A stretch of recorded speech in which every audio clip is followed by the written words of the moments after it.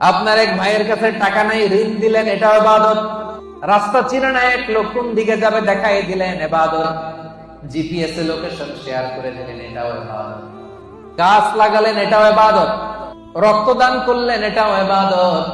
রাস্তা থেকে কষ্টদায়ক বস্তু একটা সরাইয়া দিলেন, এটাও ইবাদত। দুইজন ঝগড়া লাগছে, মিলাইয়া দিয়েছেন, এটাও ইবাদত। যে কাজ করলে আল্লাহ খুশি হয়, যে কাজ করলে মানবতার কল্যাণ হয়, তার সবটাই ইবাদত। সুবহানাল্লাহ। বিবাদমান দুই গ্রুপকে মিলাইয়া দেওয়া যে কত সওয়াব, এটা আমরা বুঝি না। বিশ্বনবী বললেন, আলা উখবিরুকুম বিআফদাল দারাজা মিনাস সাদাকা ওয়াস সিয়ামি ওয়াস সালাহ। নামাজ, রোজা, দান, খয়রাতের চেয়ে একটা বড় আমল আছে, শুনবা? সাহাবারা বলল, অবশ্যই শুনবো। বলেন। বিশ্বনবী বললেন, ইসলাহু যাতিল বাইন।